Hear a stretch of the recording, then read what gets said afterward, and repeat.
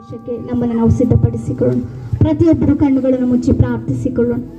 ಪರಿಶುದ್ಧನಾದಂಥ ದೇವರೇ, ನಿನಗೆ ಸ್ತೋತ್ರ. ಈ ಸಂಜೆ ವೇಳೆಯಲ್ಲಿ ಕರ್ತನೆ ನಮ್ಮನ್ನೆಲ್ಲ ಒಂದು ಮಂದಿಯಾಗಿ ಸೇರಿಸಿ ಕರ್ತನೆ ಅಪ್ಪ ನಿನ್ನನ್ನು ಸ್ತುತಿಸಿ ಕೊಂಡಾಡಿ ಅಪ್ಪ ನಿನ್ನ ವಾಕ್ಯವನ್ನು ಧ್ಯಾನಿಸಲಿಕ್ಕೆ ಕೊಟ್ಟಂತ ಕೃಪೆಗಾಗಿ ಸ್ತೋತ್ರ. ಕೂತಂತ ಪ್ರತಿಯೊಬ್ಬೊಬ್ಬರೊಟ್ಟಿಗೂ ನಮ್ಮೊಟ್ಟಿಗೂ ಕರ್ತನೆ ಪರಿಶುದ್ಧಾತ್ಮ ದೇವರು ನಮ್ಮೊಟ್ಟಿಗೆ ಮಾತನಾಡಿಸುವ, ಕೇಳಿಸಿಕೊಳ್ಳುವಂತ ಆತ್ಮೀಯ ಕಿವಿಗಳನ್ನು, ಗ್ರಹಿಸುವಂತ ಹೃದಯವನ್ನು ಒದಗಿಸಿಕೊಟ್ಟು ನಮ್ಮೊಟ್ಟಿಗೆ ಮಾತನಾಡು ಎಂಬುದಾಗಿ ಯೇಸುವಿನ ನಾಮದಲ್ಲಿ ಬೇಡಿ ಹೊಂದಿದ್ದೇವೆ, ಜೀವವುಳ್ಳ ಪರಲೋಕದ ತಂದೆಯೇ, ಆಮೇನ್. ದೇವರಿಗೆ ಮಹಿಮೆ ಉಂಟಾಗಲಿ.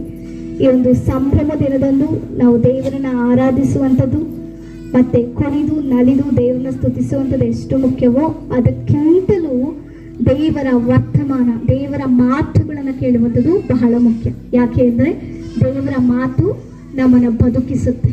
ಆಮೇಲೆ ದೇವರ ಮಾತು ನಮ್ಮನ್ನ ಬದುಕಿಸುತ್ತೆ. ಈ ಲೋಕದಲ್ಲಿ ನಾವು ನೋಡ್ತಾ ಇದ್ದೇವೆ, ಈ ಲೋಕದಲ್ಲಿ ಒಂದು ಎರಡು ವಾರ್ತೆಗಳುಂಟು. ಒಂದು ಶುಭ ವಾರ್ತೆ, ಇನ್ನೊಂದು ಅಶುಭ ವಾರ್ತೆ. ಹೇಳೋದಾದ್ರೆ ನಮ್ಮ ಭಾಷೆಯಲ್ಲಿ ಒಂದು ಒಳ್ಳೆ ಸುದ್ದಿ, ಇನ್ನೊಂದು ಕೆಟ್ಟ ಸುದ್ದಿ. ಈ ಲೋಕದ ಮನುಷ್ಯರಿಂದ ನಾವೇನೆಲ್ಲ ಕೇಳಿದ್ರು ಕೂಡ ಅದೆಲ್ಲ ಕೆಟ್ಟ ಸುದ್ದಿಗೆ. ನಾವು ನೋಡ್ತಾ ಇದ್ದೇವೆ ಇತ್ತೀಚಿನ ದಿನಗಳಲ್ಲಿ ಬ್ರೇಕಿಂಗ್ ನ್ಯೂಸ್, ಮತ್ತೆ ಕರೋನಾ ಪ್ರಾರಂಭ ಆಗ್ತಾ ಇದೆ, ಕ್ವಾರಂಟೈನ್ಗೆ ಕಳಿಸ್ಬೇಕಾಗ್ತದೆ. ಇದೆಲ್ಲ ನಮಗೆ ಶುಭ ಸುದ್ದಿನ, ನಮ್ಮನ್ನ ಆನಂದ ಪಡಿಸುವಂತ ಸುದ್ದಿನ? ಯಾವ ಸುದ್ದಿ ಇದು? ಭಯಪಡಿಸುವಂತ ಸುದ್ದಿ. ಆಲ್ರೆಡಿ ಭಯದಿಂದ ಹೊರಗೆ ಬಂದಿದ್ದೇವೆ, ಮತ್ತೆ ಭಯ ಸ್ಟಾರ್ಟ್ ಆಗ್ತಿದೆ. ಆದರೆ ಯೇಸುವಿನ ಮೂಲಕ ಪರಲೋಕದ ತಂದೆಯಿಂದ ಬಂದಂತ ಸುದ್ದಿ ಅದು ಶುಭ ವರ್ತಮಾನ, ಅದು ಒಳ್ಳೆಯ ಸುದ್ದಿ, ಅದು ಸಂತೋಷವನ್ನ ತರುವ ಸುದ್ದಿ ಆಗಿದೆ. ಆಮೇಲೆ ಕೇಳಿಸಿಕೊಳ್ತಾ ಇದ್ದೀರಾ ಎಲ್ಲರೂ? ಕೇಳಿಸಿಕೊಳ್ಳೋರೆಲ್ಲರೂ ಜೋರಾಗಿ ಹಲ್ಲೆಲೂಯಾ ಆಮೆನ್. ಲೂಕನು ಬರೆದ ಸುವಾರ್ತೆ 2ನೇ ಅಧ್ಯಾಯ 10-11 ವಚನವನ್ನ ಯಾರು ಜೋರಾಗಿ ಹೋಗ್ಬೇಕೆಂಬುದಾಗಿ ಮನವಿ ಮಾಡಿಕೊಳ್ತಾನೆ. ಲೂಕನು ಬರೆದ ಸುವಾರ್ತೆ 2ನೇ ಅಧ್ಯಾಯ 10 ಮತ್ತು 11 ವಚನ. ಆ ದೂತನು ಅವರಿಗೆ, ಹೆದರಬೇಡಿರಿ, ಕೇಳಿರಿ, ಜನರಿಗೆಲ್ಲ ಮಹಾ ಸಂತೋಷವನ್ನುಂಟು ಮಾಡುವ ಶುಭ ಸಮಾಚಾರವನ್ನು ನಿಮಗೆ ತಿಳಿಸುತ್ತೇನೆ. ಅದೇನೆಂದರೆ, ಈ ಹೊತ್ತು ನಿಮಗೋಸ್ಕರ ದಾವೀದನೂರಲ್ಲಿ ಒಬ್ಬ ರಕ್ಷಕನು ಹುಟ್ಟಿದ್ದಾನೆ, ಆತನು ಕರ್ತನಾಗಿರುವ ಕ್ರಿಸ್ತನೇ. ಆಮೇನ್. ಶುಭ ವರ್ತಮಾನವನ್ನ ನಾನು ಹೇಳ್ತಾ ಇದ್ದೇನೆ. ಈ ಲೋಕದಲ್ಲಿ ರಕ್ಷಕನು ಹುಟ್ಟಿದ್ದಾನೆ, ಆತನು ಕ್ರಿಸ್ತನೇ ಎಂಬುದಾಗಿ ದೇವದೂತರ ಮುಖಾಂತರವಾಗಿ ಪರಲೋಕದ ತಂದೆಗೆ ಒಂದು ಸುದ್ದಿಯನ್ನು ಕಳಿಸ್ತಾ ಇದ್ದಾರೆ. ಮೊಟ್ಟ ಮೊದಲನಾಗಿ ಹೇಳ್ತಾ ಇದ್ದಾರೆ, ಭಯ ಪಡಬೇಡಿರಿ, ಅಂದ್ರೆ ಹೆದರಬೇಡಿರಿ. ಅಲ್ಲಿವರೆಗೂ ಭಯ, ಅಲ್ಲಿವರೆಗೂ ಆತಂಕ, ಅಲ್ಲಿವರೆಗೂ ಒಂದು ಒಂದು ಏನು ತಿಳಿಯದಂತ ಒಂದು ಪರಿಸ್ಥಿತಿಯಲ್ಲಿ ಅಲ್ಲಿನ ಜನರಿದ್ರು, ಆ ಒಂದು ಕುರುಬರಿದ್ರು. ಏನ್ ಮಾಡ್ಬೇಕು ಅಂತ ತೋರಿಸ್ತಾ ಇಲ್ಲ, ಒಂದು ಬಂಧಕದಲ್ಲಿ ಸಿಕ್ಕಿ ಹಾಕಿಕೊಂಡಂತ ಪರಿಸ್ಥಿತಿಯಲ್ಲಿ ಇದ್ದಂತ ಅವರನ್ನ ದಿಟ್ಟಿಸಿ ಲೋಕವನ್ನ ನೋಡಿ, ಲೋಕವನ್ನ ದೇವರು ಪ್ರೀತಿಸಿ ತನ್ನ ಅದ್ವಿತೀಯ ಕುಮಾರನ ಈ ಲೋಕಕ್ಕೆ ಬರಮಾಡುವುದರ ಮೂಲಕವಾಗಿ ದೇವರು ಒಂದು ಮಾತನ್ನ ಹೇಳ್ತಾ ಇದ್ದಾರೆ. ಮೊಟ್ಟ ಮೊದಲಾಗೇನು? ಹೆದರಬೇಡಿರಿ ಎಂಬುದಾಗಿ. ಆಮೇಲೆ ಅನೇಕ ಭಯಗಳು ನಮ್ಮನ್ನ ಏನ್ ಮಾಡುತ್ತೆ? ಕುಗ್ಗಿಸಿ ಬಿಡುತ್ತೆ, ಅನಾರೋಗ್ಯಕ್ಕೆ ಗುರಿ ಮಾಡುತ್ತೆ, ಚಿಂತೆಗೆ ಒಳಪಡಿಸುತ್ತೆ. ನೀವು ಯಾವ ಪರಿಸ್ಥಿತಿಯಲ್ಲಿ ಯಾವ ಭಯದಲ್ಲಿ ಇದ್ದೀರೋ ನನಗೆ ಗೊತ್ತಿಲ್ಲ. ಇಲ್ಲಿ ಕೂಡಿದಂತ ಪ್ರತಿಯೊಬ್ಬರ ಜೀವನದಲ್ಲಿ ಏನೋ ಒಂದು ಭಯ ಇದ್ದೇ ಇರುತ್ತೆ. ನನಗೆ ಭಯನೇ ಇಲ್ಲ ಅಂತ ಹೇಳೋರು ಯಾರು ಇದ್ದೀರಾ? ಯಾರು ಇಲ್ಲ. ಬಡ್ಡಿ ಕಟ್ಟಬೇಕು ಅಲ್ವಾ? ಎಜುಕೇಶನ್ ಮಾಡಿಸ್ಬೇಕಾದ್ರೆ ಮಕ್ಕಳಿಗೆ ಏನ್ ಮಾಡ್ಬೇಕು? ಫೀಸ್ಗಳು ಕಟ್ತಾನೆ ಇರಬೇಕು. ಎಷ್ಟು ಕಟ್ಟಿದ್ರು ಸಾಲ, ಅದೊಂದು ಭಯ. ತಿಂಗಳು ಬರ್ತಿದ್ದಂಗೆ ಫೀಸ್ ಕಟ್ಬೇಕು, ಏನ್ ಮಾಡ್ಬೇಕಂತ ಗೊತ್ತಾಗೋದಿಲ್ಲ. ಒಬ್ಬೊಬ್ಬರಿಗೆ ಒಂದೊಂದು ರೀತಿಯ ಭಯ ಇಲ್ಲಿರೋರಿಗೆ ಇರಬಹುದು. ಆದರೆ ದೇವರು ಹೇಳ್ತಿದ್ದಾರೆ, ಈ ದಿನ ಈ ಹೊತ್ತು ನಮಗೆ ಏನು ಬಂದಿದೆ ಅಂತೆ? ರಕ್ಷಣೆ. ಈ ಹೊತ್ತು ಅಂತ ಹೇಳ್ತಾ ಇದ್ದಾರೆ. ಅದು ಯಾವ ಸಮಯದಲ್ಲೇ ಆಗಿರ್ಬೋದು. ಅದು ಕೇವಲ ಡಿಸೆಂಬರ್ 25ಕ್ಕೆ ಮಾತ್ರವೇ ಅಲ್ಲ, ವರ್ಷಕ್ಕೊಂದು ಬಾರಿ ಅಲ್ಲ ಕ್ರಿಸ್ತನು ಜನಿಸಿರುವಂಥದ್ದು. ಪ್ರತಿ ದಿನವೂ ಕೂಡ ನಮ್ಮಲ್ಲಿ ಕ್ರಿಸ್ತನಿದ್ದಾನೆ.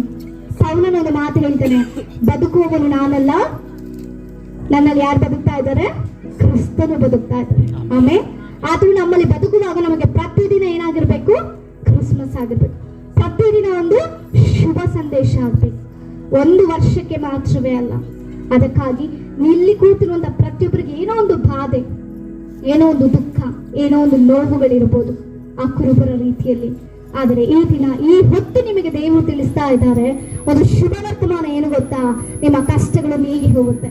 ನಿಮ್ಮ ಕುಟುಂಬದಲ್ಲಿ ರಕ್ಷಣೆ ಇಲ್ಲದವರಿಗೆ ದೇವರು ಈ ದಿನ ಕ್ರಿಸ್ತನು ಜನಿಸಿ ರಕ್ಷಕನಾಗಿ ನಿಮಗೆ ರಕ್ಷಣೆ ಒದಗಿಸಿ ಕೊಡ್ಲಿಕ್ಕೆ ಸಿದ್ಧರಾಗಿದ್ದಾರೆ. ಆಮೇಲೆ ಆನಾಡು ಜಕ್ಕರಿನೂ ಕೂಡ ನಂಬಿಲ್ಲ. ಜಕ್ಕಾಯನು ದೇವರನ್ನ ಎದುರು ನೋಡ್ತಾ ಇದ್ದ, ದೇವರನ್ನ ನೋಡ್ಬೇಕೆಂಬ ಆಸೆ, ಆದ್ರೆ ಆತನಿಗೆ ಸಾಧ್ಯ ಇಲ್ಲ. ಆತನ ಏನ್ ಮಾಡ್ದ? ಮರವನ್ನ ಹತ್ತಿ ಕೂತ್ಕೊಂಡ. ತಕ್ಷಣವೇ ತಟ್ಟನೆ ಇಳಿದು ಬಾ ಎಂಬುದಾಗಿ ಜಕ್ಕಯ್ಯನಿಗೆ ಹೇಳುವ ಮೂಲಕ ದೇವರು ಅವರ ಮನೆಗೆ ಹೋಗಿ ಏನ್ ಮಾಡಿದ್ರು? ರಕ್ಷಣೆಯನ್ನು ಕೊಟ್ಟರು. ಆಮೇಲೆ ಈಗ ನಿಮ್ಮ ಜೀವನದಲ್ಲಿ ನೀವು ರಕ್ಷಕನು ಬೇಕೆಂಬುದಾಗಿ ನೆನೆಸುವಾಗ ಪಾಸ್ಟರ್ ಒಳ್ಳೆ ಸಂದೇಶ ಕೊಟ್ಟು, ನಿಮ್ಮ ಮನೆಗೆ ಯಾರು ಬರಬೇಕು? ಯೇಸು ಕ್ರಿಸ್ತನು ಬರಬೇಕು. ನೀವು ಕರಿಬೇಕು. ಆಮೇಲೆ ಆ ರೀತಿ ಕರೆದಾಗ ದೇವರು ಖಂಡಿತವಾಗಿ ನಿಮ್ಮ ಜೀವನದಲ್ಲಿ ರಕ್ಷಣೆಯನ್ನು ಒದಗಿಸಿ ಕೊಡ್ತಾರೆ. ನಿಮ್ಮ ಏನೇ ಪರಿಸ್ಥಿತಿಗಳಿದ್ರು ಬಿಡುಗಡೆ ಯೇಸುವಿಂದ ಮಾತ್ರವೇ ಸಾಧ್ಯ, ಮನುಷ್ಯರಿಂದ ಸಾಧ್ಯ ಇಲ್ಲ. ಒಳ್ಳೆ ಸುದ್ದಿ ಅದು ದೇವರಿಂದ ಮಾತ್ರವೇ ಬರಲಿಕ್ಕೆ ಸಾಧ್ಯ. ಕೆಟ್ಟ ಸುದ್ದಿ ಡಾಕ್ಟರ್ ಹೇಳ್ಬೋದು ನಿಮಗೆ ಅನಾರೋಗ್ಯ ಅಮ್ಮ, ಇನ್ನ ಬದುಕಿರೋರ್ಗು ಈ ಟ್ಯಾಬ್ಲೆಟ್ಸ್ ನಂತಾನೆ ಇರಬೇಕು.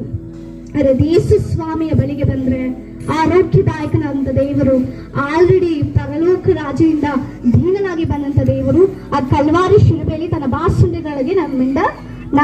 ಬಾಸುಂಡೆಗಳಿಂದ ನಮಗೆ ಆಲ್ರೆಡಿ ಗುಣ ಕೊಟ್ಟಿದ್ದಾರೆ. ಆಮೇಲೆ ಡಾಕ್ಟರು ಇದು ಚಿಕಿತ್ಸೆ ಕೊಟ್ಟರು ವಾಸಿ ಆಗಲ್ಲ ಎಂಬುದಾಗಿ ಹೇಳ್ಬೋದು. ಗರ್ಭಫಲಕ್ಕೆ ಈ ಟ್ಯೂಬ್ ಬ್ಲಾಕ್ ಆಗಿದೆ, ನಿಮ್ಮ ಗರ್ಭಕೋಶ ಚಿಕ್ಕದಾಗಿದೆ, ಇನ್ನು ಮಕ್ಕಳು ಹುಟ್ಟೋದಿಲ್ಲ ಎಂಬುದಾಗಿ ಹೇಳ್ಬೋದು. ಆದ್ರೆ ದೇವರು ಹೇಳ್ತಿದ್ದಾರೆ ಗರ್ಭಫಲ ಯೆಹೋವನ ಬಹುಮಾನ, ಅದನ್ನು ಯಾರು ತಳಿಲಿಕ್ಕೆ ಸಾಧ್ಯ ಇಲ್ಲ ಎಂಬುದಾಗಿ. ಆಮೇಲೆ ಹಲ್ಲೆಲೂಯಾ.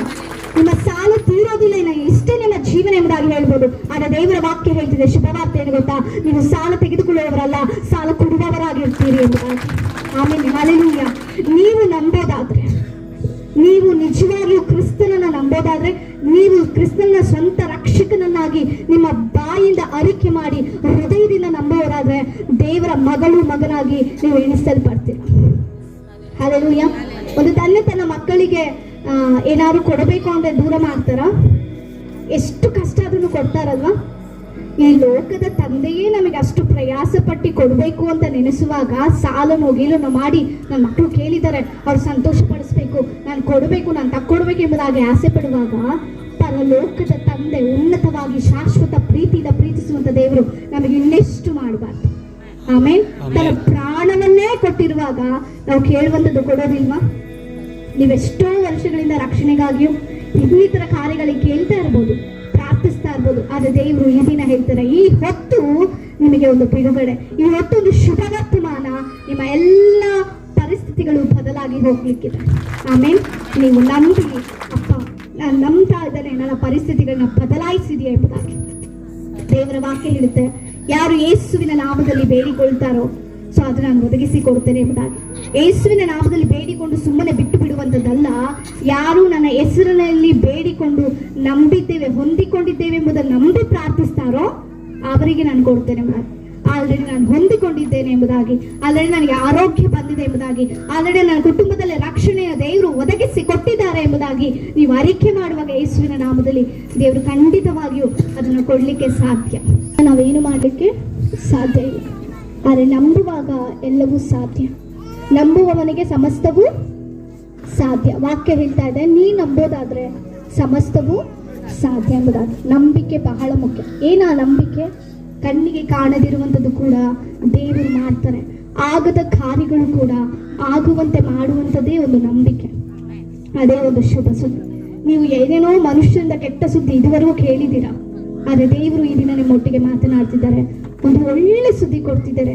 ನೀನು ನಂಬೋದಾದ್ರೆ ನಿನ್ನ ಪರಿಸ್ಥಿತಿಗಳು ಎಷ್ಟು ಭಯಂಕರವಾಗಿ ಇರಬಹುದು, ಇದು ನನ್ನಿಂದ ಆಗೋದೇ ಇಲ್ಲ, ಯಾವ ಮನುಷ್ಯರಿಂದಲೂ ಸಾಧ್ಯ ಇಲ್ಲ ಎಂಬುದಾಗಿ ಅನ್ನುವಂಥ ರೀತಿಯಲ್ಲಿ ಇರ್ಬೋದು. ಆದರೆ ಇನ್ನು ದೇವರಿಗೆ ಉಚ್ಚರಿಸಿ ಅರಿಕೆ ಮಾಡಿ ಹೇಳೋದಾದ್ರೆ ಆಗದಂಥ ಕಾರ್ಯಗಳು ಕೂಡ ಆಗಿ ಮಾಡುವಂತೆ ತೋರಿಸುವಂಥ ದೇವರು. ಆಮೇಲೆ ಅಸಾಧ್ಯವಾದ ಕಾರ್ಯಗಳನ್ನು ಕೂಡ ಸಾಧ್ಯವಾಗಿ ಮಾಡುವಂಥ ದೇವರು. ಹಲ್ಲೆಲೂಯಾ. ಅದೇ ಈ ದಿನದ ಒಂದು ಶುಭ ವರ್ತಮಾನ. ಆಮೇಲೆ ದೇವರು ಶುಭ ವರ್ತಮಾನ ಕೊಡ್ತಾ ಇದ್ದಾರೆ. ನೀವು ಬೇಡಿಕೊಂಡ್ರೆ, ನಂಬಿಕೆಯಿಂದ ಬೇಡಿಕೊಂಡ್ರೆ ಕ್ರಿಸ್ತನು ನಿಮ್ಮಲ್ಲಿ ಜನಿಸುವಾತನಾಗಿದ್ದಾನೆ. ನಿಮ್ಮಲ್ಲಿ ಕ್ರಿಸ್ತನು ಜನಿಸೋದಾದ್ರೆ ನಿಮ್ಮ ಜೀವನದಲ್ಲಿ ಪ್ರತಿಯೊಂದು ಕೂಡ ಸಾಧ್ಯ ಆಗುತ್ತೆ. ಆಮೇಲೆ ಸೊ ಎಲ್ಲರೂ ಕಣ್ಣುಗಳನ್ನು ಮುಚ್ಚಿ ನಾವು ಈ ಸಮಯದಲ್ಲಿ ದೇವರನ್ನ ಪ್ರಾರ್ಥಿಸೋಣ. ಅಪ್ಪ, ಈ ಲೋಕದಲ್ಲಿ ನಮಗೆ ಒಂದು ಶುಭ ವರ್ತಮಾನವನ್ನು ಕೊಡ್ಲಿಕ್ಕೆ ನೀನು ಜನಿಸಿ ಬಂದಿದೀಯಾ. ನನ್ನ ಜೀವನದಲ್ಲಿ ಒಂದು ಶುಭ ವರ್ತಮಾನಗೊಳ್ಳಿಕ್ಕೆ ನನ್ನ ಜೀವನದಲ್ಲಿ ನೀನು ಜನಿಸು ಸ್ವಾಮಿ. ನನ್ನ ಕುಟುಂಬದಲ್ಲಿ ನೀನು ಜನಿಸು. ನನ್ನ ಕುಟುಂಬದಲ್ಲಿ ಅನೇಕ ಹೋರಾಟಗಳಿದೆ, ಅನೇಕ ಪರಿಸ್ಥಿತಿಗಳಿದೆ. ನನ್ನ ಕುಟುಂಬದಲ್ಲಿ ರಕ್ಷಣೆ ಇಲ್ಲ. ನೀನು ಜನಿಸೋದಾದ್ರೆ ಆ ನಾಡು ಜಕ್ಕಾಯಿನ ಮನೆಗೆ ಹೋಗಿ ರಕ್ಷಣೆ ಕೊಟ್ಟ ರೀತಿಯಲ್ಲಿ ನನ್ನ ಕುಟುಂಬದಲ್ಲಿ ರಕ್ಷಣೆ ಕೊಡು ಸ್ವಾಮಿ. ಪ್ರತಿಯೊಬ್ಬರು ಕಣ್ಣುಗಳನ್ನು ಮುಚ್ಚಿ ಪ್ರಾರ್ಥಿಸಿಕೊಳ್ಳೋಣ. ಸ್ತೋತ್ರ ಅಪ್ಪ, ಪರಿಶುದ್ಧನಾದಂತ ದೇವರೇ. ಅಪ್ಪ, ಈ ಲೋಕದಲ್ಲಿ ಅನೇಕ ಕೆಟ್ಟ ಸುದ್ದಿಗಳುಂಟು, ಭಯ ಹುಟ್ಟಿಸುವಂತ ಪರಿಸ್ಥಿತಿಗಳು ಸ್ವಾಮಿ, ಭಯ ಹುಟ್ಟಿಸುವಂತ ಸುದ್ದಿಗಳು. ಆದರೆ ನಿನ್ನ ಮೂಲಕ ಬಂದಂತ ಸುದ್ದಿಯು ಅದು ಸಂತೋಷವನ್ನ, ಸಂಭ್ರಮವನ್ನ, ಉಲ್ಲಾಸವನ್ನ ಉಂಟು ಮಾಡುವಂತದ್ದಾಗಿದೆ ಸ್ವಾಮಿ. ಅಪ್ಪ, ಇಲ್ಲಿ ಕೂತಂತ ಒಂದೊಂದು ಆತ್ಮವು ಕರ್ತನೆ ಯಾವುದೋ ಒಂದು ರೀತಿಯಲ್ಲಿ ದುಃಖದಲ್ಲಿ, ವೇದನೆಯಲ್ಲಿ ಅಪ್ಪ, ಕೆಟ್ಟ ಕೆಟ್ಟ ಪರಿಸ್ಥಿತಿಯ ಸಂದರ್ಭದಲ್ಲಿ ಸಮಸ್ಯೆಗಳನ್ನು ಎದುರಿಸ್ತಾ ಇದೆ ಸ್ವಾಮಿ. ಆದರೆ ಕರ್ತನೆ, ನೀನು ಅದೆಲ್ಲವನ್ನ ನೋಡುವಂತ ದೇವರು, ಒಂದೊಂದು ಆತ್ಮವನ್ನ, ಹೃದಯವನ್ನ ಪರಿಶೀಲಿಸುವಂತ ದೇವರು ನೀನಾಗಿದ್ಯಾ ಅಪ್ಪ. ಆ ಕುಟುಂಬಗಳಿಗೆ ನೀನು ದರ್ಶನವನ್ನು ಒದಗಿಸಿಕೊಡು ಕರ್ತನೆ. ಯಾವ್ಯಾವ ಕುಟುಂಬಗಳಿಗೆ ರಕ್ಷಣೆ ಇಲ್ಲವೋ, ಯಾವ ಕುಟುಂಬದಲ್ಲಿ ಕರ್ತನೆ ಸಮಾಧಾನ, ಶಾಂತಿ, ನೆಮ್ಮದಿ ಇಲ್ಲವೋ ಕರ್ತನೆ, ಹೋರಾಟಗಳ ಮಧ್ಯದಲ್ಲಿ ಸಿಲುಕಿ ಅಪ್ಪ ಅಪ್ಪ ಜೀವಿಸಲೇಬಾರದೆಂಬುದಾಗಿ ನೆನೆಸ್ತಾ ಇದ್ದರು ಅಪ್ಪ, ನೀನು ಅವರ ಕುಟುಂಬದಲ್ಲಿ ಜನಿಸಿ ಕರ್ತನೆ ಅಪ್ಪ, ಒಂದು ಬಿಡುಗಡೆಯನ್ನು ಒದಗಿಸಿಕೊಡು, ಒಂದು ಸಂತೋಷವನ್ನು ಒದಗಿಸಿಕೊಡು ಕರ್ತನೆ. ನಿತ್ಯ ನಿತ್ಯವೂ ಕರ್ತನೆ ನಿನ್ನ ಮಕ್ಕಳು ನಿನ್ನಲ್ಲೇ ನೆಲೆಗೊಳ್ಳುವಂತೆ ಸಹಾಯವನ್ನು ಮಾಡಿ ಎಂಬುದಾಗಿ ಪ್ರಾರ್ಥಿಸ್ತಾ ಇದ್ದೇವೆ. ಒಂದೊಂದು ಆತ್ಮದೊಟ್ಟಿಗೂ ಕರ್ತನೆ ನೀನು ಮಾತನಾಡುತ್ತಿರುವುದಕ್ಕಾಗಿ ಸ್ತೋತ್ರ ಸ್ವಾಮಿ. ಅಪ್ಪ, ಒಂದು ಶುಭ ವರ್ತಮಾನ ಅಪ್ಪ ನೀನು ಒದಗಿಸಿ ಕೊಡ್ತಿರುವುದಕ್ಕಾಗಿ ಸ್ತೋತ್ರ. ಸಹಾಯ ಮಾಡಿದಕ್ಕಾಗಿ ಸ್ತೋತ್ರ, ಮಾತನಾಡಿದಕ್ಕಾಗಿ ಸ್ತೋತ್ರ. ಸಮಸ್ತ ಕರಗಳಿಗೆ ಒಪ್ಪಿಸಿಕೊಟ್ಟು ಬೇಡಿದ್ದೆಲ್ಲವನ್ನು ನಮ್ಮ ಜೀವನದಲ್ಲಿ ಹೊಂದಿಕೊಂಡಿದ್ದೇವೆ, ನಮ್ಮ ಜೀವನ ಪರಲೋಕದ ಪರಮ ತಂದೆಗೆ. ಆಮೇನ್.